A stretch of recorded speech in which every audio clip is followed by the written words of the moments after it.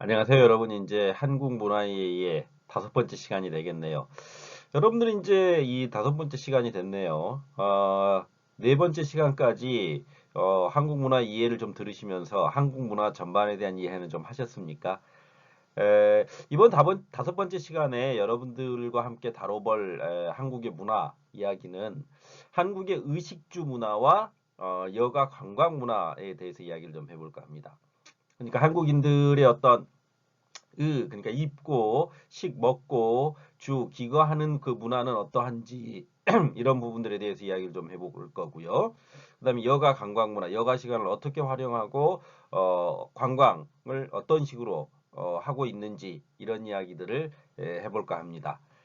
그래서 먼저 이야기해 볼 부분은 한국의 의식주 문화 중에서 이제 한국의 어떤 전통 의식주 생활 문화의 특성에 대해서 이야기를 해볼 겁니다. 그러니까 전통적인 한국 의식주 생활 문화의 특성은 무엇인지에 대해서 한 다섯 가지 정도 이야기를 해볼 겁니다. 그래서 먼저 이제 이 한국의 어떤 전통적 의식주 생활 문화를 놓고 보았을 때 첫 번째 특징이라고 할 수 있는 것은 가족의 서열을 중시하는 의식주 생활을 했다는 겁니다. 가족의 서열을 중시했다는 거죠. 가족의 서열을 중시했다는 것은 일단 가족적 서열이라는 것을 여러분들이 이해할 필요가 있죠. 동양 문화권에서는 이제 이 가족 중에서 가부장제라는 말을 많이 쓰죠. 가부장제. 가부장제라는 것은 집 가자의 아버지 부자죠. 그래서 집 가자의 아버지 부자의 장, 웃어른 장자입니다. 그렇기 때문에 가부장제 사회라는 것은 집안의 웃어른이 아버지라는 거죠. 그러니까 모든 집안을 통솔하고 그 집안 안에서의 가장 웃어른이 아버지가 된다는 거죠. 그러면은 이제 그 두 번째는 어머니가 되겠죠. 서열상. 그 다음에 아들, 그 다음에 딸, 손자, 손녀. 이와 같은 서열 체계를 가지고 있다는 거죠. 그러니까 가부장제 그 체제 안에서의 서열이라는 것은 남자가 우선시되는 모습을 보여주고 있다라는 겁니다. 그래서 의에 있어서도 가족 내 어떤 서열에 따라서 옷감이 선택되고 만들어진다는 겁니다. 더불어서 5세 대물림 현상이 따른다는 것은 5세 대물림 현상이 이에 따르는 한 형태인데요. 이런 거죠. 그러니까 우리가 이제 그 나이가 지긋하신 분이나 지금까지도 뭐 그런 것들은 있는데 일정 부분은요. 5세 대물림 현상이라는 것은 그러니까 윗사람이 입었던 옷을 이어받아서 입는다는 거죠. 이제 어린아이 같은 경우에 이제 저희 집 아들 저희 집도 이제 아들 하나 딸 하나 이렇게 있는데요. 아들 하나 딸 하나 있는데 아들 옷을 어렸을 때 아들 옷을 딸이 물려받는 현상이 있었습니다. 그러니까 음, 옷이 어린아이들은 금방금방 크지 않습니까? 그러다 보니까 더군다나 이제 그 초등학교 들어가기 전까지는 그 옷의 구분이라는 게 크게 있지가 않죠. 물론 이제 그 초등학교 들어가 유치원 때도 물론 이제 남자의 옷과 여자의 옷은 구별이 돼 있긴 한데요. 대부분의 이제 집안에서 남자와 여자가 같이 있을 경우에는 남자와 여자와 같이 활용될 수 있는 옷감이라든지 혹은 색상을 선택해 가지고 먼저 태어났던 아이가 입을 옷을 입고 그 옷을 이어받는 형태로 대불림되는 형태로 아이들에게 옷을 입혔다는 거죠. 그와 같은 생활의 특징이 있다는 거죠. 뭐 이거는 뭐 동양권 아니면은 저 서양권에서도 뭐 옷의 대물림 현상이라는 것은 뭐 흔히 일어나는 현상이라고 뭐 볼 수 있을 겁니다. 예. 다음 이제 식에서 보면 음식을 만들 때는 언제나 집안의 어른이나 연장자의 식성을 고려했다라는 거죠. 어, 연장자의 식성을 고려했다라는 것은 아버지 이를테면은 웃어른이 아버지다 그러면 그 아버지의 식성을 고려했고 아버지가 이제 돌아가시고 안 계셔서 어머니가 계시다 그럼 그 어머니의 식성을 고려했다라는 겁니다. 음식을 만들 때. 그래서 어머니가 좋아하거나 그 집안의 어른인 아버지가 좋아하는 것 혹은 할아버지나 할머니가 좋아했던 음식 위주로 음식이 만들어지고 선택되었다라는 거죠.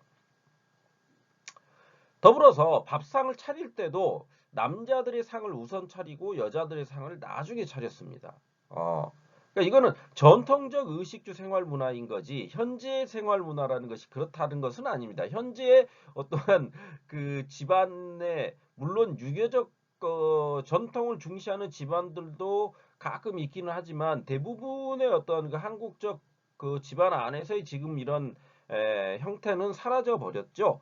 그렇지만 이제 가끔 명절 때 보면 이와 같은 형태가 나타나기도 합니다. 그러니까 밥상을 차릴 때 남자상 따로 여자상 따로 해가지고 남자상을 먼저 차리고 그 다음에 여자상을 차리는 그런 형식 이런 것들이 유교적 전통이 강한 그런 그 집안 안에서는 아직도 이런 것들이 있고요. 가끔씩 보이는 겁니다. 그러니까 그게 이제 어떤 일상화되어 있는 것은 아니죠. 전통이 그랬다는 거죠. 다음에 이제 근데 아직까지 이제 남아 있는 것 중에 하나는 뭐냐면 어른이 먼저 식사를 시작한 후에 나머지 사람들이 식사를 시작하는 거죠.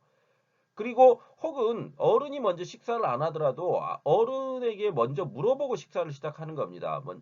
그런 전통은 아직까지 한국의 어떠한 그 식문화 안에서는 당연시 되는 것 중에 하나로 생각을 하고 있습니다. 저도 이제 제가 명절 때나 이럴 때 아버님 댁에 가게 되면 그 아버님 댁에서 식사를 할 때 반드시 아버지가 먼저 숟가락이나 젓가락, 수저나 수저를 드셔야지 먹는 그런 것이 의식적으로 남아 있습니다. 그래서 아버지가 만약에 이제 무슨 일을 하고 계시거나 다른 일을 하시다가 식사하세요 했는데 먼저 식사해 그러면 이제 그런 경우에는 이제 먼저 수저를 드는데 그렇지 않고 아버지가 아직 안 그 식사 자리에 착석을 하지 않았는데 먼저 내가 수저를 들고 식사를 하는 경우는 별로 없습니다. 그게 이제 뭐 제가 어떤 전통을 엄청나게 따라서 그런다기보다는 그게 이제 어렸을 때부터 어떤 집안 안에서의 체득되어 왔던 일종 부분의 습관과 같은 그런 것들이 있기 때문에 그런 어떤 그 시계 문화 안에서의 전통성은 아직까지 한국 안에서는 많이 남아있는 편이죠. 예, 그런 것들을 여러분들이 외국인 여러분들도 경험하셨던 적이 있을 겁니다. 그러니까 어느 직장에 가가지고 직장 안에서 이제 어떠한 그 밥을 먹는다, 같이 식사를 한다 그럴 때도 그 이를테면 과장이나 팀장이 먼저 식사를 시작해야지 그 나머지 직원들이 식사를 시작하는 그러니까 음식이 먼저 나와 있어도 그 음식에 먼저 손을 대지를 않지요. 대부분. 그래서 그 이를테면 직장 상사의 음식이 나온 후에 그 사람이 이제 식사를 같이 하자라는 그런 어떤 선언적 의미 어떤 말이 있은 후에 사람들이 식사를 하는 거지 식사 순서대로 이를테면 밥을 시켰는데 누구 식사가 먼저 나왔다 그래가지고 이를테면 직장 상사나 윗어른이 아무 말도 안 했는데 자기가 먼저 밥을 먹기 시작하는 그런 행위는 별로 없죠. 그게 이제 식문화죠, 일종의 한국식 식문화. 물론 이거는 이제 어떤 동양적 전통을 가지고 있는 국가들에서는 유교적, 그러니까 동양적이면서 유교를 수용했던 국가 안에서는 흔히 있는 식사의 어떤 예절이라고 할 수가 있는 거죠. 다음 이제 주에 있어서는 사랑채와 안채로 구분해서 사랑채는 남성들의 공간이었고 안채는 여성들의 공간이었습니다. 그래서 사랑채와 안채의 가장 윗어른의 순서에 따라서 방의 크기가 결정이 됐습니다. 그러니까 이제 이 사랑채와 안채라 그랬을 때 이 사랑채와 안채가 단순히 어떤 그 양반가 우리가 흔히 얘기하는 양반가에만 있었던 것은 아니고요. 일반 그 전통 가옥 안에 평민들이 살았던 민중들이 살았던 그러한 가옥 안에서도 사랑채와 안채는 이렇게 구분돼서 있었습니다. 그래서 사랑채와 안채가 안방이라 그러죠. 우리가 이제 안방은 그래서 아랑방, 사랑방 이렇게 얘기를 하는데요. 안방은 어머니가 기거하는 공간이었고 사랑방, 사랑채는 아버지가 기거하는 공간이었죠. 그래서 이 안방인 어머니가 기거하는 공간 안에 물론 이제 지금은 안방이라는 개념 자체가 안채 안방이라는 개념 자체가 어른들이 기거하는 공간으로 인식이 되고 있고 그 다음에 사랑채라는 것보다는 이제 이를테면 건너방이라든지 작은 방 이런 개념들 그러니까 방 크기가 우리가 이제 보통 아파트 현재 한국 생활 안에서 한국인들의 어떤 방들을 보면 방 크기가 약간씩 차이가 납니다. 약간씩 차이가 나고 한국 아파트 안에서도 보면 안방의 개념이라는 게 있습니다. 안방의 개념. 그 안방의 개념이라는 것은 가장 어른들이 기거하는 공간으로 설정되어 있죠. 그렇기 때문에 그 한국인 아파트를 지어진 아파트 안에서 봐도 안방 안에 드레스룸이 있고 혹은 화장실이 따로 설치되어 있는 그런 형태의 아파트들이 많습니다. 그 다음에 나머지 방들, 그러니까 총 방이 3개라 그랬을 때 안방이 가장 크고 그 안방 안에 화장실이 있는 경우 혹은 드레스룸이 들어가 있는 경우가 많이 있죠. 한국의 아파트 안에는. 그러면 그거는 이 가장 어른이 기거하는 공간이기 때문에 가장 방의 크기가 크면서 화장실까지 딸려 있는 그런 형태를 띠고 있다라는 거죠. 이렇듯이 한국의 어떤 가족적 서열을 중시하는 의식주 생활이 현재까지도 남아있는 형태라고 이해하시면 될 것 같습니다. 방의 크기라는 것들이. 그러니까 방의 크기에 따라서 기거하는 사람들이 누구인가를 결정지어주고 있다는 거죠. 다음은 이제 살펴보게 될 한국의 의식주 생활의 특성이라는 것은 전통적 의식주 생활의 특성이라는 것은 남녀를 구별하는 의식주 생활을 하고 있다는 겁니다. 남녀를 구별하는 의식주 생활. 그래서 의 같은 경우 사회적 지위, 다음 이제 경제력, 그다음에 남녀에 따라서 옷의 가짓수라든지 옷감, 형태 등에서 차이가 일어났다는 거죠. 그래서 옷이라는 것은 어떤 권력이라든지 혹은 또 혹은 성의 정체성 등을 드러내는 강력한 상징적 지표가 됐다라는 거죠. 그러니까 여러분들이 이제 그 조선시대에 요즘에 이제 그 넷플릭스에 보면 킹덤이라는 것이 유행을 하고 있죠. 그 킹덤을 보게 되면 그 킹덤의 내용이라는 것을 한번 생각해 봅시다. 거기 안에서 사람들이 그 입는 옷을 한번 보시면 사회적 지위에 따라서 옷이 결정되죠. 그러니까 흔히 도포로 얘기되는 그 사대부들이 양반 계층이죠. 그 지배 계층에 해당되는 권력 계층이 입었던 그 옷과 그다음에 일반 평민이 입었던 옷은 분명한 차이를 보입니다. 그 안에서도. 그러니까 어떤 그 사회적 지위와 경제력, 그러니까 그 이런 거죠. 우리가 이제 흥부전을 보면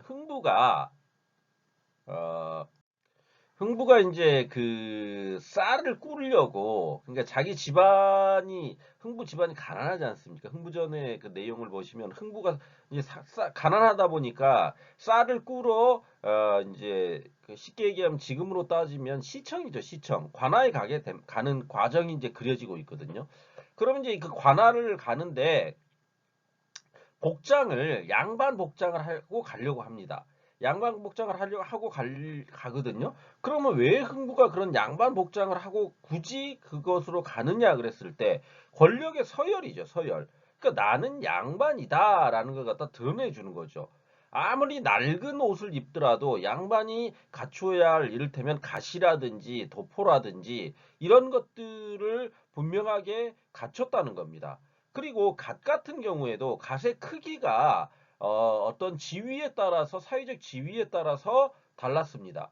그러니까 갓이 굉장히 큰 갓을 쓸 수 있었던 것은 양반 계층이었고 중인들은 양반이 썼던 갓에 비해서 훨씬 더 작고 그 옆에 길이가 되게 짧은 그 갓을 쓰게 됩니다. 그러니까 갓의 어떤 크기라든가 길이에 따라서 사회적 지위와 이런 것들이 결정되었던 거죠. 갓이라는 게 일종의 모자 아닙니까? 그러면은 조선시대에 썼던 어떤 양반들이 썼던 그 갓과 중인들이 썼던 갓은 다릅니다. 그 다음에 일반 상민들이 갓을 쓸 수는 없었죠. 일반 상민들은 갓을 쓰지는 못했습니다. 갓이라는 것은 중인들까지만 썼던 거죠. 그렇기 때문에 그 사회적 지위, 그러니까 어떤 식으로 갖춰 입느냐 이런 것은 사회적 지위를 드러내주는 징표였죠. 하나의 상징적 지표였죠. 다음으로 이제 식에 있어서는 남녀는 같은 밥상에서 식사를 하지 않았고 남자의 밥상을 차린 후에 여자의 밥상을 차렸죠. 앞에서 잠깐 나왔던 부분인데 역시 이제 어떤 남녀 칠세 부동석이라는 한국의 어떤 조선의 유교적 전통이 굉장히 강했던 사회이기 때문에 조선이라는 나라는 그렇기 때문에 남자하고 여자가 겸상을 안 했다는 거죠. 같은 식사 자리에 앉아가지고 밥을 먹을 수가 없었습니다. 그러니까 할아버지, 아버지, 아들, 그 다음에 손자는 같은 한 밥상, 그 다음에 어머니, 그 며느리, 그 다음에 딸, 그 다음에 손녀는 또 한 밥상 이런 식으로 따로따로 앉아가지고 식사를 했다라는 거죠. 물론 이게 전통적인 그 식사 어떤 방식이 그러했다는 거지 지금까지 그렇다는 것은 아니죠. 그 다음에 이제 남아에게는 전용 밥그릇이 주어지지만 여아에게는 주어지지 않는다. 이런 것을 봐도 어떠한 그 식문화에 있어서의 남녀 차별이라는 것이 한국적인 전통 의식주 생활 안에서는 분명하게 존재를 했다라는 겁니다. 다음으로 주의 경우는 남성과 여성은 아까 말씀드렸던 사랑채와 안채로 구획된 공간에서 생활했고 특별한 일이 아닌 경우 남자의 부엌 출입이 굉장히 드물었습니다. 그래서 저도 제가 어렸을 때 저희 어머니나 아버지에게 들었던 말 중에 하나가 이제 제가 부엌에 가서 무언가를 이렇게 찾아 먹으려고 하면 남자는 내 부엌에 들어가는 거 아니다라는 말을 가끔가다 듣곤 했습니다. 제가 어렸을 때도. 그래서 남자들의 공간과 여자들의 공간이라는 게 확실하게 구분이 돼 있었죠. 그래서 여자는 서재나 사당에 들어갈 수가 없었습니다. 남자는 부엌에 들어가는 것을 굉장히 어떤 수치스럽고 해서는 안 되는 일로 여겼었고요. 그러한 전통이 제가 어렸을 때까지만 해도 남아 있었는데 뭐 지금은 뭐 멋있게 남자가 요리를 잘해야 되지 않습니까? 그런 이제 어떠한 의식주의 어떤 남녀 구별의 생활이라는 것이 현대에 이르러 가지고는 거의 다 깨져버렸죠. 그런 것들 자체가 이제 지금은 없죠. 사라져버린 의식주 생활이라고 할 수가 있죠. 다음으로 이제 세 번째로 우리가 살펴볼 것은 어떤 생사를 구별하고 조상을 우선하는 의식주 생활을 했다는 겁니다. 한국인들은.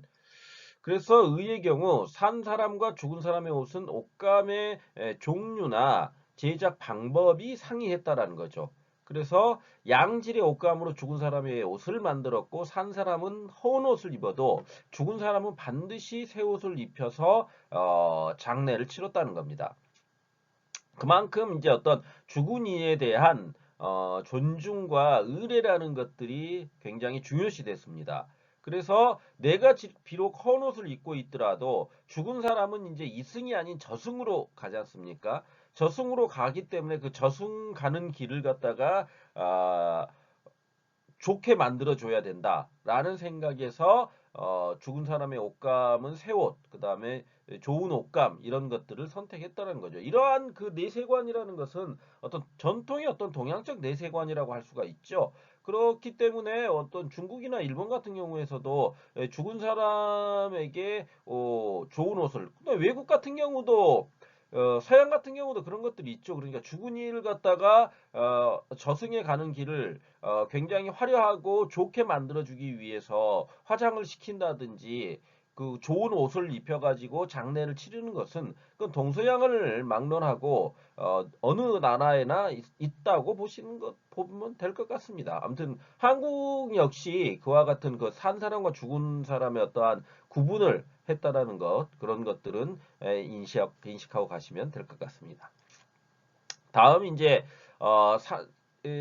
식에 있어서도 산 사람과 죽은 사람을 위한 음식이 구분되었는데요. 그래서 제례를 올릴 때 제례 음식은 새롭게 준비한 음식으로 제례가 끝날 때까지 함부로 먹을 수가 없었습니다. 그것은 지금까지도 이제 한국인들의 어떤 전통적인 제례를 치르는 그런 그 가정에서는 남아있는 전통입니다. 그러니까 제가 지금도 이제 할아버지 할머니의 어떤 제사를 지내는 일이 있습니다. 그러면은 이제 본댁을 방문하죠. 여기서 본댁이라는 것은 아버지 어머니가 계시는 그 댁을 그 곳을 기거하는 곳을 이제 본댁이라고 보통 이야기를 합니다. 저는 이제 제가 독립해서 나왔죠. 제가 독립해서 나와가지고 제 가정을 이렇게 꾸미고 있지 않습니까? 그러면 이제 제사 같은 것은 본댁에 가가지고 치르게 되거든요. 그러면 이제 제사를 지낸다 그랬을 때 제례를 지내는 거죠. 제례. 지금 제사라는 것은 죽은이를 추모하는 행위죠. 죽은이를 추모하는 어떤 동양적인 어떤 전통이죠. 동양적 전통 안에서 특히 이제 한국 안에서의 제례라는 것은 굉장히 어떤 특별한 것이고 또한 신성시 되는 것 중에 하나입니다.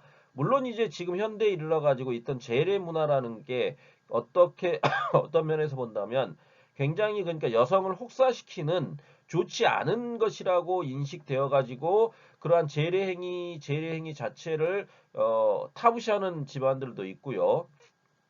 종교적인 어떤 이해관계에 따라서 이 제례 행위 자체를 아예 하지 않는 집안도 많이 생겨났습니다.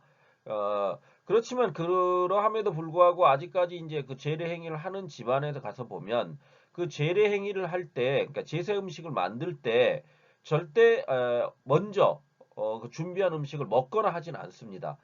먼저 조상들께 그 제례를 드리는 조상들께 드시게끔 한 후에 그 제사라는 그 의례가 다 끝난 후에 음식을 먹지요. 그와 같은 전통은 어, 상당 부분 많이 아직까지도 남아 있습니다. 다음으로 이제 주에 있어서 조상을 우선시해서 사당이나 벽감, 그러니까 이제 벽에 오목하게 패인 부분들이 있습니다. 그래서 이제 사당이나 벽감에 별도로 조상들을 모셔 놓지요. 이건 어떤 동양적인 유교를 가지고 있는 국가들에게서는 흔히 드러나는 그 어떤 주가 공간 안에서의 행태죠. 그래서 보통 이제 4대가 모셔지면 사당은 가장 높은 곳에 위치했지요. 근데 이제 지금 왜 어떤 주거 형태 안에서는 이러한 그 사당이라든지 벽감 이런 것들은 없지요. 거의 없습니다. 그래서 지금 현재는 그냥 어떠한 과거에 이러한 그 의식주 생활을 했었다라는 정도로 주의 생활을 했었다는 정도로 이해를 하고 가시면 될 것 같습니다. 서당이라는 것이 남아 있는 곳은 이제 이를테면은 어떤 그 집안의 어떤 제례를 지낼 때, 뭐 이를테면 안동 김씨다, 뭐 풍양 조씨다, 제가 잠깐 앞서 말씀드렸죠. 안동 김씨다, 풍양 조씨다 그랬을 때 어떤 그 집안 안에서의 큰 행사로서 제례를 지낼 때 사당에서 그러한 행위들을 하는 그런 것들은 아직까지 남아 있는 기도 합니다. 다음으로 우리가 네 번째로 살펴보게 될 것은 일상과 의례를 구별하는 의식주 생활이 되겠습니다. 그래서 의례 같은 경우 평상복과 예복이 구별이 됐다는 거죠. 그래서 남자는 도포를, 여자는 원삼을 예복으로 집안 중대사가 있는 날 특별하게 착용을 했다는 겁니다. 그래서 도포나 원삼이 없을 경우에는 남자는 두루마기를 입었고 여자는 치마 저고리를 입었고 상례, 그러니까 죽은이를 상을 치를 때는 남자는 상복, 여자는 소복을 입었습니다. 소복을 입었다.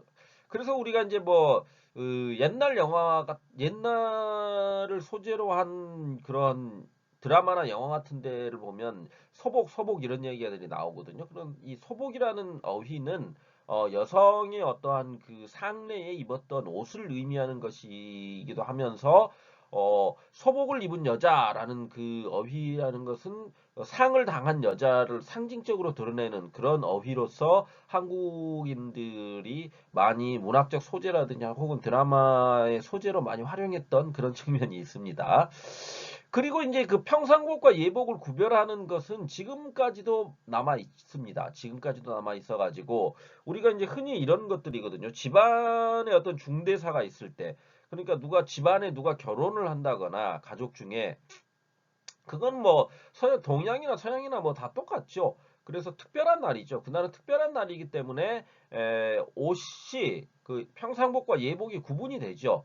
그래서 이제 우리가 이제 흔히 그런 우스갯소리도 합니다. 그 여자들이 흔히 이제 속된 말로 얘기하는 비싼 명품 가방들 있죠. 비싼 명품 가방들. 여성들의 어떤 일종의 로망이죠, 로망. 로망과 같은 뭐 루이비통이라든지 뭐 샤넬로 대표되는 어떤 그러한 명품 가방들을 살 때 이제 그 여성들이 내세우는 하나의 이제 그 내가 이 가방을 가져야 돼라고 이야기를 할 때 이제 흔히 내세우는 그 이야기가 그런 것들이죠. 이런 그 어떤 특별한 날이 있을 때, 집안에 특별한 날이 있을 때 들고 갈 가방이 없다. 혹은 입고 갈 옷이 없다. 이런 이야기들을 합니다. 그래서 아니 특별한 날 이를테면은 남들에게 어떤 특별한 날이라는 것은 남들에게 보여지는 의미도 상당히 크거든요. 남들에게 보여지는 의미가 상당히 크기 때문에 그날 특별히 나는 이런 명품 가방이라든지 명품 옷을 좀 입고 가고 싶은데 그게 없으니까 빨리 사라. 남편한테 이제 그런 이야기들을 아내들이 이제 많이 하지요. 그런 것들이 이제 드라마 안에서도 많이 이야기가 되고 있지 않습니까? 그런 그 일상과 의례를 구분하는 의생활이 있다는 거. 이건 뭐 어느 나라나 다 똑같죠. 다음으로 이제 식에 있어서는 일상의 음식과 의례 음식은 종류나 상차림에 있어서도 역시 차이가 난다는 거죠. 일상식은 잡곡밥에 소박한 어떤 반찬과 국을 먹지만 의례식에서는 일상식에서와 달리 육류나 생선, 떡, 유과 등의 음식을 추가해가지고 아주 풍성하게 많이 먹었다는 거죠. 이런 문화는 지금 이제 우리나라의 어떤 결혼식 문화, 그러니까 세계 여러 나라의 어떠한 그 문화 안에서도 많이 남아들 있죠. 그래서 그 특별한 날, 결혼식이라든지 혹은 장례식 날에 먹는 음식들이라는 것은 다 다르죠. 그거는 이제 우리나라 같은 경우도 굉장히 많은 차이를 보이죠. 그래서 풍성하게 많이 먹었습니다. 그런 날들은. 한국인들은 타국에 비해서 상당히 많이 먹는 민족입니다. 많이 먹습니다. 그래서 과거의 어떤 조선시대 선교사들이 한국에 들어와 가지고 찍어놓은 사진들을 보면 한국인들의 밥그릇을 보면 정말 놀라울 정도로 지금의 밥그릇과는 비교가 안 될 정도의 밥그릇의 크기를 보여주고 있습니다. 그래서 상당히 우리가 이제 고봉밥이라는 말을 쓰거든요. 고봉밥이라는 거를 외국인 여러분들은 잘 모르시겠지만 밥그릇 위에 이렇게 고봉처럼 이렇게 수북히 이렇게 쌓아놓은 밥을 고봉밥이라고 이야기를 하거든요. 그래서 저도 제가 어렸을 때 어떤 친척집을 가게 되면 그 밥을 그렇게 고봉밥식으로 크게 높이 쌓아가지고 특히 이제 제사밥 같은 것을 제사밥을 만들 때 제밥을 고봉밥 형태로 이렇게 하거든요. 그래서 많이 풍성하게 주는 것을 굉장한 어떠한 하나의 예의로 생각을 하셔가지고 웃 어른들이 그런 밥을 막 굉장히 많이 주는 것을 당연하게 여겼습니다. 그러면은 그 아랫사람은 그 어른이 챙겨주시는 그 밥을 받아 먹고 즐거워하고 고마워하는 그러한 식문화를 가지고 있습니다. 그것은 아무래도 이제 흰 쌀밥이란으로 대표되는 그러한 것들을 흔히 접할 수 있는 것은 아니었거든요. 왜 그러냐면 잡곡밥을 많이 먹다 보니까 흰 쌀밥이라는 것은 지금은 이제 어떠한 한국인의 식문화가 쌀밥 위주로 되어 있고 흰 쌀밥 위주로 되어 있고 잡곡밥이라는 것은 건강을 위해서 먹는 것 정도로 인식이 되어 있지만 실질적으로 과거 조선시대에는 오히려 잡곡밥이 주식이었고 흰 쌀밥이라는 것은 특별한 날 먹는 음식이었습니다. 흰 쌀밥은 특별한 날. 왜 그러냐면 아무래도 쌀의 생산이라는 것이 한정된 공간 안에서 지금과 같은 어떤 그 농업 기술의 발달로 인해 가지고 많이 생산됐던 게 아니라 그 흰 쌀밥만을 먹는다는 것 자체는 소위 얘기하는 특별한 지위를 가지고 있거나 많은 재산을 가지고 있는 부유한 사람들이 매일 먹었던 어떤 상징적 의미로서 흰 쌀밥이 이야기되었다는 거죠. 그렇기 때문에 그 흰쌀밥을 먹는 행위 자체가 특별한 날, 이를테면 명절날, 추석이나 설날과 같은 명절날 먹게 되는 것이었고, 제사, 제례를 지낼 때도 잡곡밥으로 절대 하지 않습니다. 흰쌀밥으로 하거든요, 주로. 그것은 왜 그러냐면은 아무래도 흰쌀밥으로 상징되는 부유함과 부의 상징으로서 그렇게 인식이 됐다라는 거죠. 그렇게 되다 보니까 한국인들이 지금은 아주 쌀밥을 주식으로 해가지고 많이 먹고 건강을 생각해서 잡곡밥을 먹는 그런 형태로 바뀌기는 했지만, 과거의 어떠한 그러한 시계 문화를 생각한다면 그 웃 어른들이 이제 여러분들이 혹시 뭐 어디에 가가지고 밥을 막 이렇게 막 많이 퍼주고 막 이러는 것은 웃 어른들이 그 상대에 대한 존중의 의미라든지 그 사람들의 어떤 정이라든지 사랑을 더 주는 행위로서 그와 같은 것들을 했다라는 그런 정도로 이해하고 가시면 될 것 같습니다. 다음으로 이제 주에 있어서 사당을 제외하고는 일상 공간과 의례 공간이 뚜렷이 구분되지는 않았습니다. 그래서 지금은 이제 그러니까 오히려 뚜렷이 구분이 되어버렸죠.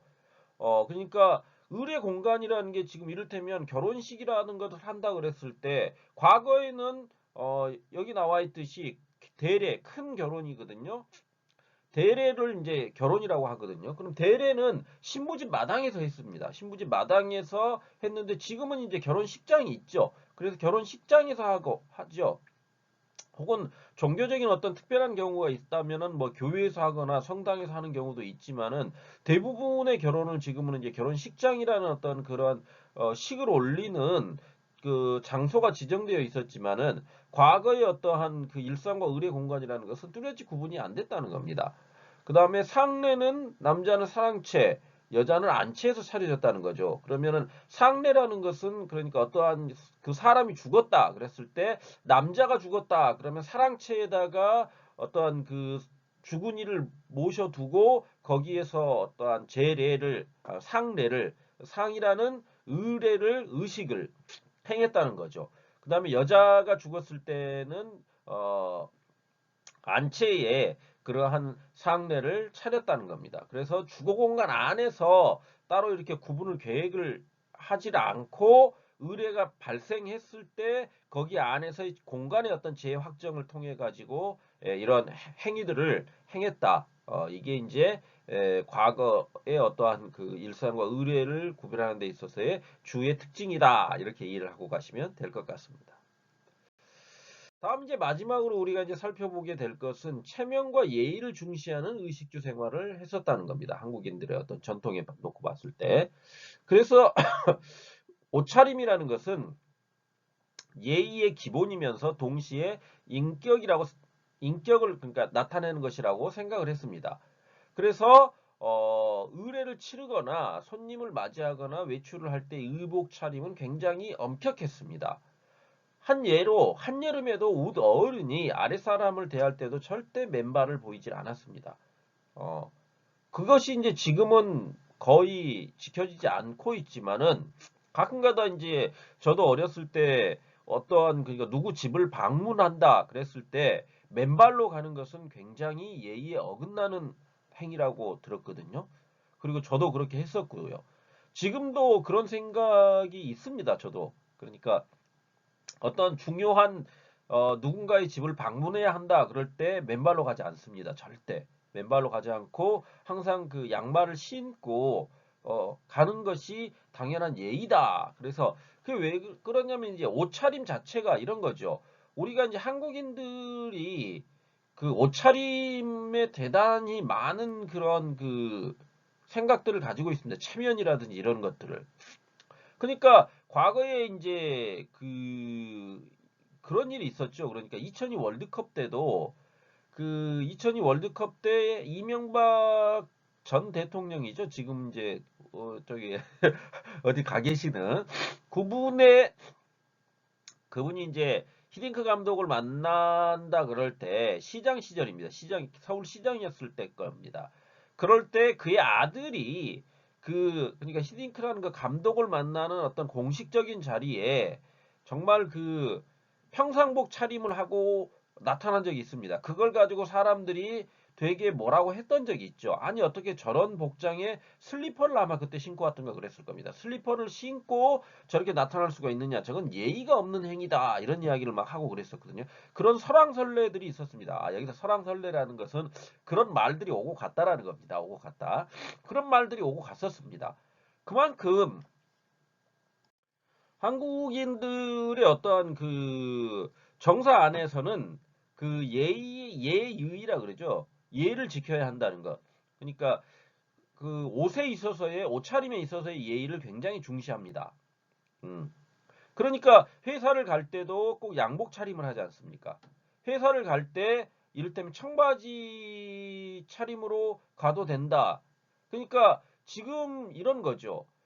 회사를 출근하는데 청바지를 입고 티셔츠를 입고 출근한다라는 것은 예의에 어긋나는 것이라고 인식을 했던 때도 있었습니다. 어, 그거는 한국인들의 어떤 의식 기저에 자리하고 있는 옷차림이라는 것은 예의의 기본이라는 그 의식이 내재되어 있었던 거죠. 더불어서 그 사람의 동시에 인격을 나타내는 것이라는 것은 그만큼 예의를 차릴 줄 아는 사람이냐 혹은 예의를 모르는 사람이냐의 판단 근거라는 게 그 사람의 옷차림을 보고 사람들이 판단을 했다는 겁니다. 그런 인식은 지금도 상당히 많이 남아 있습니다. 한국인들의 어떤 의식 기저에. 그렇기 때문에 그 옷차림을 여러분들도 상당히 신경을 써야 될 때가 있을 겁니다. 그러니까 누군가 예의를 차려야 되는 자리라든지 혹은 예의를 차려야 하는 사람을 만나야 될 때는 옷차림을 대단히 신경 쓰고 가야 된다라는 거죠. 그러니까 뭐 단적인 예로 이런 거죠. 그 여러분들이 뭐 어떤 모임을 갔는데 이를테면 회사 생활을 할 때도 모임을 갔는데 그 모임의 옷차림 그걸 보고 그 사람이 가지고 있는 어떤 인성이라든지 인격을 평가해 버리는 그런 말들을 많이 하는 거를 여러분들이 혹시 들었을지도 모르시겠지만은 그런 경우가 대단히 많습니다. 한국인들은. 아, 저 뭐야? 저 예의도 없이 이런 얘기들을 막 하거든요. 무의식 중에. 그것은 그 옷차림이 안 맞다는 겁니다. 그 분위기와는. 그러니까 이를테면 이런 거죠. 그 상을 그러니까 장례식장을 갈 때는 남자들은 검은 옷을 입고 가지 않습니까? 그건 뭐 서양도 뭐 비슷하겠지만은 특히 그런 것에 되게 민감하다는 겁니다. 그러니까 그 장례식장을 가는데 화려한 색깔이 들어가 있는 그런 옷은 절대 안 입고 가죠. 어, 그것은 하나의 예의라는 겁니다. 예의. 장례식장을 가게 된 예의. 그런 인식들이 상당히 많이 내재되어 있습니다. 한국인들은. 다음 이제 식에 있어서 집안 어른은 다른 사람을 생각해 음식을 남기는 밥상 물림이라는 것들을 했고요. 어른이 먼저 식사를 해야 아랫사람이 식사를 했습니다. 그 다음에 음식 타박을 하거나 음식 먹는 소리를 내지 않습니다. 그게 이제 음식 타박이라는 건 뭐냐면요. 이 음식이 좋고 나쁨을 자꾸 이야기하는 겁니다. 아니 뭐 이런 것밖에 준비하지 않았어라고 말하는 것 자체를 굉장히 타부시했습니다. 야 음식 타박하는 거 아니야. 주는 대로 그냥 다 먹어. 이런 생각, 이런 이야기들이 많이 있습니다. 여러분들이 들어보셨을지 모르지만 한국인들이 이제 어떤 식사를 하는 데 있어서 이를테면 내가 어느 집을 방문했습니다. 그런데 그 집에서 어떤 나를 위해서 준비한 음식들이 나왔는데 그 음식을 가지고 가타부타 이야기를 하질 않습니다. 그러니까 그 음식이 좋네 나쁘네 혹은 어쩌네 저쩌네 이런 말을 절대 앞에서 하지 않습니다. 무조건 칭찬을 하고 좋다 그러고 그 음식을 최고의 음식으로 하는 그런 예절을 굉장히 중시합니다. 한국인들이. 그리고 음식을 먹을 때 특히 후루룩 후루룩 하게 쩝쩝쩝쩝 한 소리 내는 걸 굉장히 무례한 행동으로 여깁니다. 물론 지금은 이제 거의 그게 사라져 버렸는데 그러함에도 불구하고 가끔 보면 이제 여러분들이 음식 소리 내는 것 자체를 굉장히 싫어하는 한국인을 만나실 수도 있습니다. 그것은 한국의 어떠한 그 식문화 안에서의 전통적인 생각들 때문에 그렇다는 것을 인식하시면 됩니다. 그러니까 한국인의 어떤 전통적 식문화 안에서는 음식을 소리 내서 먹지 않고 그러니까 소리를 내서 먹지 않는 것이 예절이라는 그런 생각들이 남아 있다라는 거죠. 이해하시겠습니까?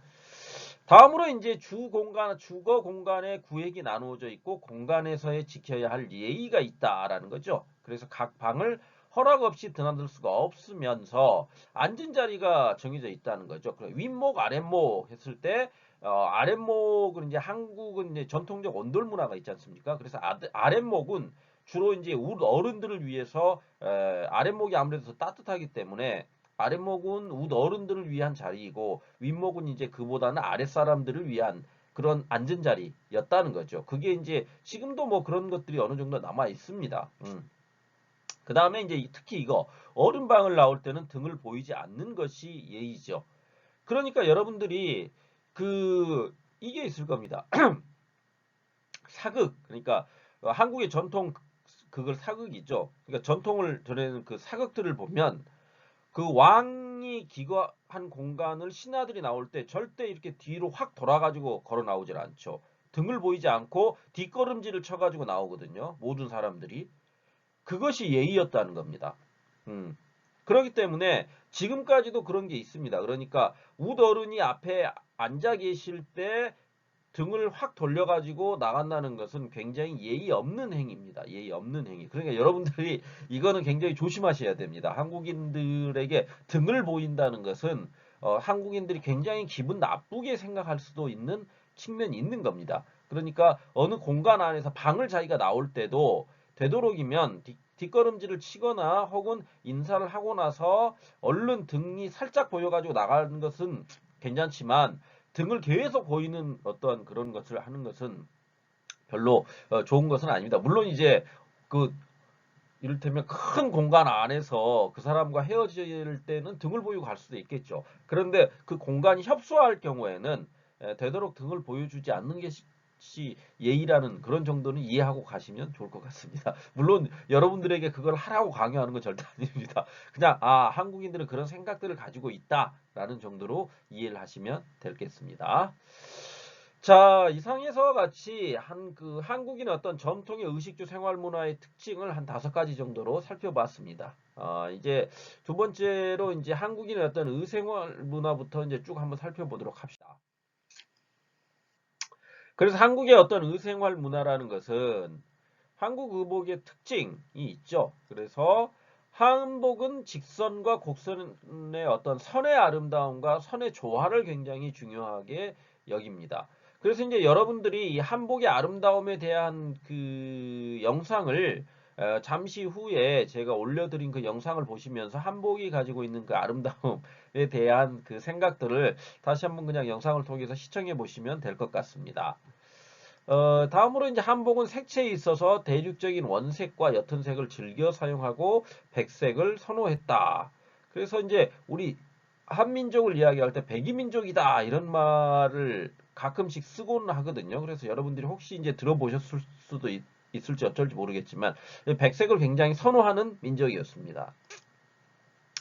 그래서 문양이라는 것은 어떤 보조적 장식 효과를 주는데 소박하고 단장한 느낌이 복식이 단아한 아름다움을 돋보이게 한다는 거죠. 그래서 한복 같은데 이제 어떠한 그 문양들이 나와 있습니다. 그런 문양들이 장식 효과를 주는 그런 문양으로서 존재하고 있다라는 그런 정도의 어떤 한국 복식의 특징을 이해하고 가시면 될 것 같습니다.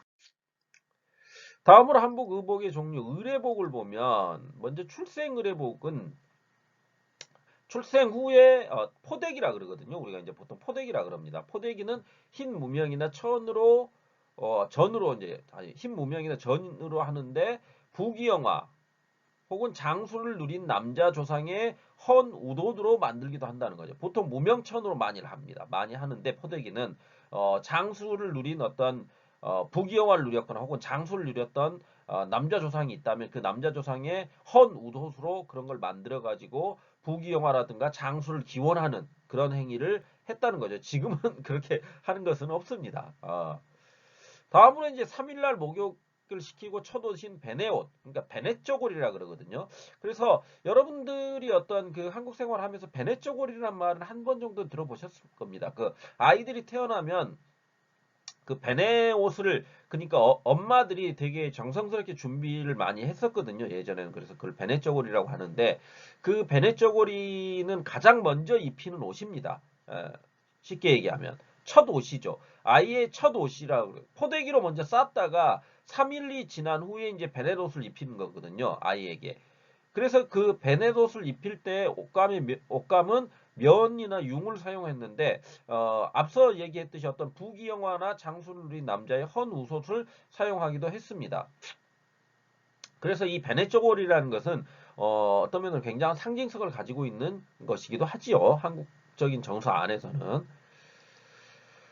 그 다음에 돌이 되면 색깔 있는 새 옷을 입히고 길을 밝히라는 뜻이 담긴 빨간 돌띠를 두릅니다. 그러니까 이 허리춤에 돌띠를 빨간색으로 두른다는 거죠.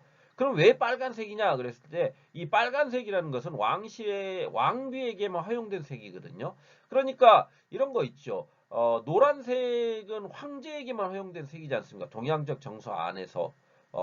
그 다음에 왕에게 허용된 색이 이제 골룡포라 그러죠. 골룡포. 그런 색들이 있습니다.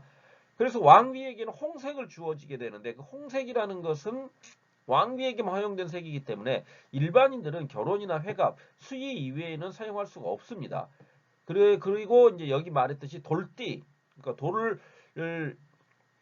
길을 밝히라는 의미로 빨간색 돌띠를 두를 때 그럴 때 정도밖에 사용을 안 하게 된다는 거죠. 그러니까 돌잔치에 가게 되면 아이들이 입는 옷을 보면 가운데 이렇게 띠가 둘러져 있는데 그게 빨간색이라는 거죠. 그거는 어떠한 어, 길을 밝혀라. 그러니까 좋은 의미로 그런 것들을 출생 의례복으로서 입는다는 거죠.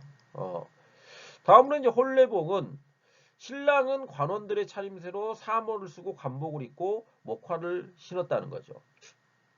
그래서 지금까지도 여러분들이 그 한국의 전통 결혼식을 보면 그 신랑의 복장을 여러분들 사진이나 이런 것을 통해서 보셨을 겁니다. 그런 형태로 하고요. 결혼식을 하더라도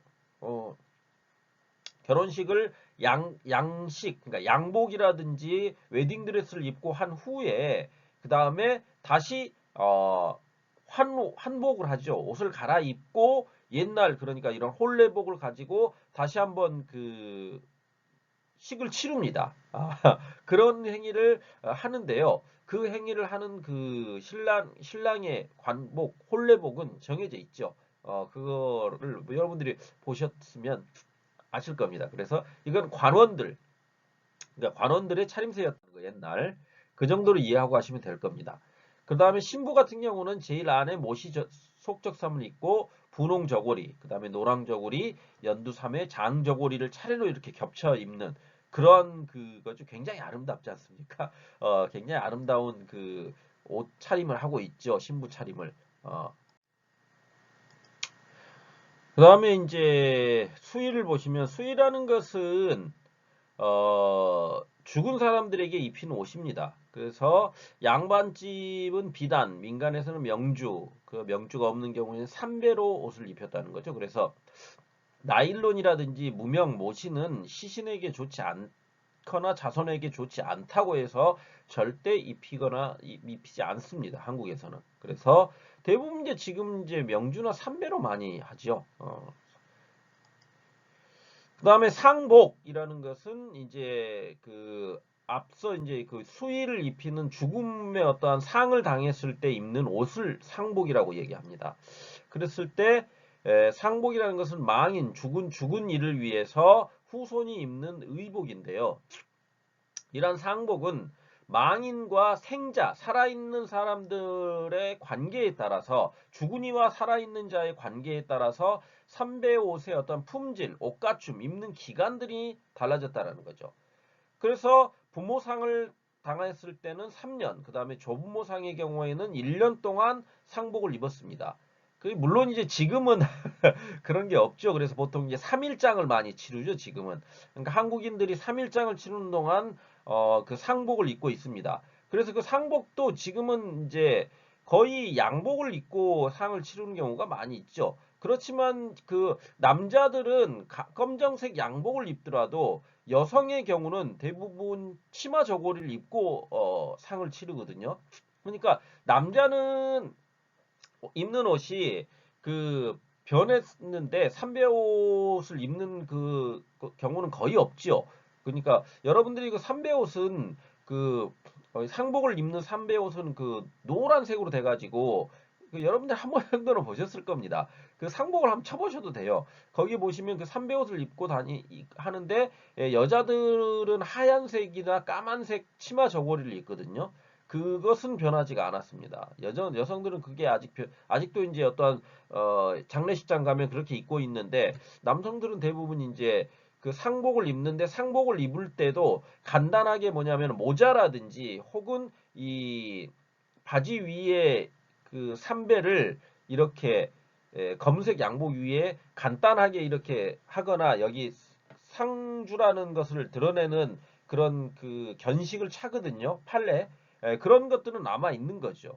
그런 것들이 어떤 과거의 전통적인 어떤 상복의 그런 예의를 갖추는 것으로 남아 있어서 아직까지도 그런 것은 장례식장 가보시면 남아 있습니다. 평상복은 봄에는 봄, 가을에는 누비옷, 여름에는 모시나 삼배옷, 겨울에는 명주나 무명옷을 주로 입었죠. 그래서 남자는 바지 저고리를 기본으로 입고 나들이 때는 두루마기나 도포를 입었다는 거죠. 거기에 비해서 여자들은 한복, 치마 저고리를 입었으며 일제 강점기 이후에 이제 몸빼를 입기 시작했다는 겁니다. 다음으로 이제 개화기 이후에는 남자는 양복, 여자는 양장을 주로 즐겨 입게 되게 바뀌게 되는 거죠.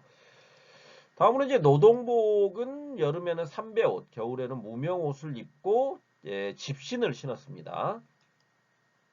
비가 올 때는 삿갓을 썼고 비옷으로는 나락집이라든지 도롱이를 입었고 남학신을 신었습니다. 이런 거는 그냥 그렇구나라는 정도로 이해를 하고 가시면 될 것 같습니다. 한국인의 식생활 문화 그러면 이제 한국 음식의 조리상의 특징들이 있죠. 주식과 부식이 분리되어서 발달됐다는 거죠. 주로 그러니까 밥 음식과 부식 그러니까 밥 이외에 먹는 것들이 이제 분리되었다라는 거죠. 부식 어, 다음으로 곡물 조리법이 발달됐다. 주식은 그러니까 이제 주식과 부식이 그게 아니고 이제 주식이라는 것은 밥이죠, 밥. 그다음 부식이라는 것은 반찬입니다. 그러니까 밥과 반찬의 문화가 분리돼서 발달됐죠. 그다음 곡물 조리법이 발달되고 음식의 간을 굉장히 중요시하죠. 그러니까 한국인들이 가끔 그런 말을 합니다. 간이 맞았네, 안 맞았네. 음식 프로그램, 요리 프로그램을 봐도 간을 굉장히 중요시하죠. 그래서 간이 맞았는지 안 맞았는지를 좀 확인해 보십시오 하면 음식 맛을 보고 이건 간이 맞았다라고 하면은 그 음식 맛이 맞다 이렇게 그런 간을 굉장히 중요시하는 음식 조리의 특성을 보여주고 있다는 거죠. 다음에 조미료나 향신료의 이용이 굉장히 섬세하죠. 그래서 물론 이제 지금 한국인들이 MSG로 대표되는 그러한 그 조미료를 사용을 하고 있긴 하지만 전통 조미료라든지 전통 향신료는 굉장히 궁합을 중시하는 그러한 음식 문화를 가지고 있죠. 다음으로 약식동원의 조리법이 우수하다. 그럼 약식동원이라는 것은 쉽게 얘기하면 밥을 약식이죠. 그러니까 약과 같이 식은 음식이거든요. 동원 그러니까 여겼다라는 겁니다. 끌어왔다는 거죠. 그러면은 한국인들은 그러니까 음식을 그러니까 밥이 보약이라는 말이 있거든요. 밥이 보약이다라는 것은 밥을 하나의 어떠한 약으로 여겼다는 겁니다. 그만큼 밥을 지을 때도 약밥이라는 것들도 있거든요. 약밥이라는 것은 약을 집어넣어서 지은 밥이 아니라 그 밥을 지을 때 온갖 종류의 어떤 야채라든지 곡류 이런 것들 그러니까 약이 될 만한 재료들을 집어넣어 가지고 밥을 짓는다는 겁니다. 음. 그런 것들이 굉장히 많이 발달되어 있죠. 한국의 어떤 식문화 안에는. 그래서 몸을 보호하는 그러니까 삼계탕 같은 것도 그런 거 아닙니까? 삼계탕이라는 것은 인삼과 닭 그다음에 탕이죠. 그래서 삼계탕이라는 것은 인삼으로 닭을 만들어 인삼과 닭을 활용해 가지고 탕을 만드는 게 삼계탕 아닙니까? 그래서 그것은 몸에 기를 보충해 준다는 그런 의미로 먹었죠. 그런 약의 의미로 먹었다는 겁니다. 그런 음식 문화들이 대단히 많이 발달되어 있는 한국의 음식이라고 보시면 되겠죠.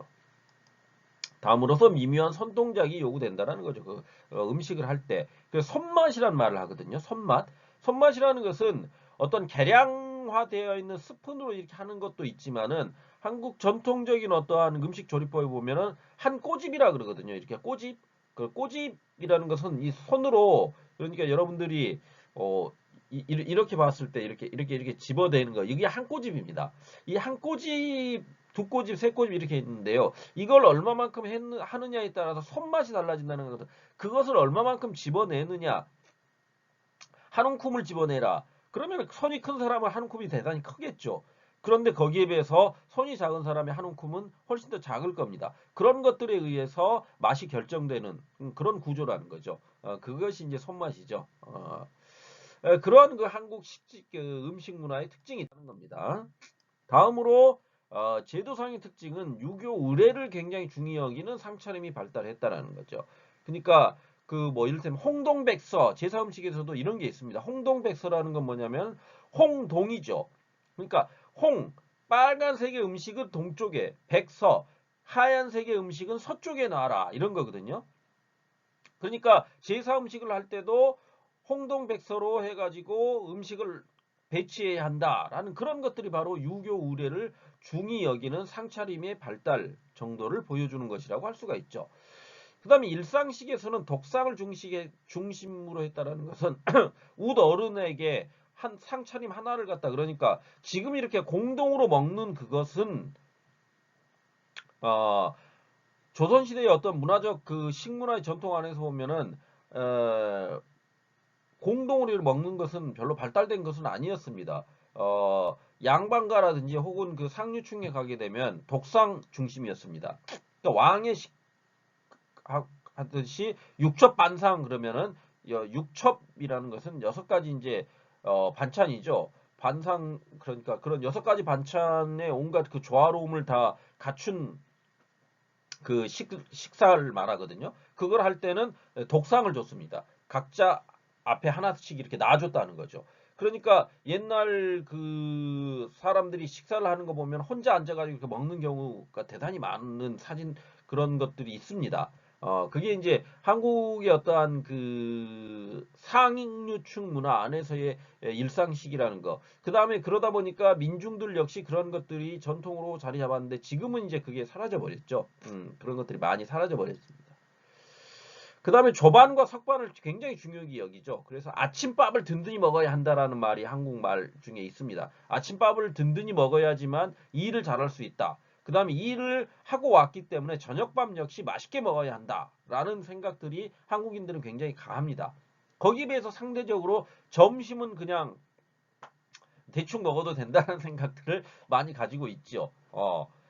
그런 게 이제 한국의 어떤 식문화 안에서의 특징입니다. 풍속상의 특징은 공동식의 풍속이 발달했다라는 거죠. 그러니까 일상식에서는 독상을 중심으로 했지만은 공동으로 어떠한 식사를 하는 그런 풍속은 많이 발달되어 있다라는 겁니다. 그래서 이제 명절 때가 되면 온 가족이 모두 모여 앉아가지고 식사를 하는 그런 것들을 아주 당연하게 여겼다는 거죠. 그 다음에 의례를 굉장히 중요시 여겼고요. 조화된 맛을 역시 굉장히 중요시 여겼습니다.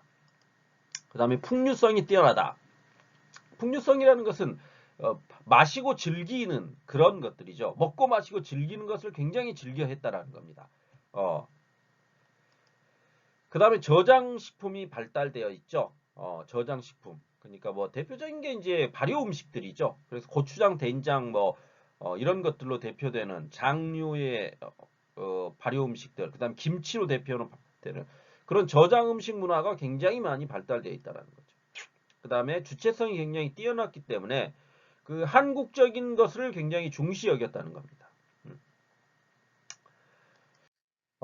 다음으로 이제 살펴보게 될 게 한국의 어떤 주생활 문화죠. 주생활 문화. 그래서 집터는 풍수 지리설에 따라서 환경과 우주의 조화를 통해서 복을 구하는 형태를 따르는 것이 일반적이었다는 거예요. 그러니까 풍수 지리를 따랐다는 겁니다. 그래서 지금도 남향집을 굉장히 선호합니다. 한국인들은. 그래서 아파트를 지을 때도 남쪽으로 방향을 향하게 짓는 아파트들이 굉장히 많죠. 그것은 한국의 어떤 집토의 어떤 풍수 지리설을 따르는 그런 행태라고 보시면 이해하시면 될 것 같습니다. 더불어서 집터는 자연 환경에 맞추어서 자연 친화적인 자리를 잡았다는 거죠. 그래서 마을은 들판에 가까운 산골, 뒷산은 깊고 앞산은 빼어나야 하고 마을 주위로는 개울이 감싸 돌고 토지는 사토로서 굵고 촘촘하면서 우물이 좋아야 한다. 이게 이제 어떠한 그 마을을 구성하는 기본적인 자연 환경이었습니다. 그래서 이 여러분 제가 말씀드리는 그 이 형식에 따라서 시골 마을을 가보시면 꼭 그런 형태로 우리가 이제 배산임수라 그러거든요. 배산임수 그러니까 뒤 배경이 되는 산과 임수 앞에 이제 개울물이 흐르는 그런 것들이 배산임수가 제대로 되어 있어야지만이 그 마을이 융성한다 이런 그 풍수지리적인 그런 것들이 있습니다. 그런 것들을 한번 고려해서 한번 보시는 것도 흥미로우실 겁니다. 다음 조선시대 양반의 주택은 효의 실천 공간이면서 남녀의 유별, 그 다음에 남녀 칠세 부동성 등의 유교적 덕목에 의해서 남녀 공간이 구분되었고요. 강한 폐쇄성이 특징이죠. 거기에 비해서 민중의 주택은 을의 생활보다는 생산 활동과 관련된 실용적 측면에서 안방, 사람방, 건너방, 부엌, 외양간, 헛간, 뒷관 등으로 구성이 되었다라는 거죠. 이 마지막으로 이제 온돌 문화라는 것은 구두리려고 하는 온돌을 덮게 하여서 보온한다는 의미로서 한국의 어떠한 한민족만의 어떤 독특한 문화 형태죠. 그래서 인체 구조라든지 생산 도구 혹은 음식 생활, 예의범절, 원시 생활, 민간 예술, 그다음에 민속놀이 등 문화 활동에 영향을 주게 됩니다. 이 온돌 문화 자체가. 그래서 지금 이 온돌 문화는 그러니까 지금까지도 아파트에 이 온돌 문화가 남아있지 않습니까? 그러니까 방이 따뜻하지요.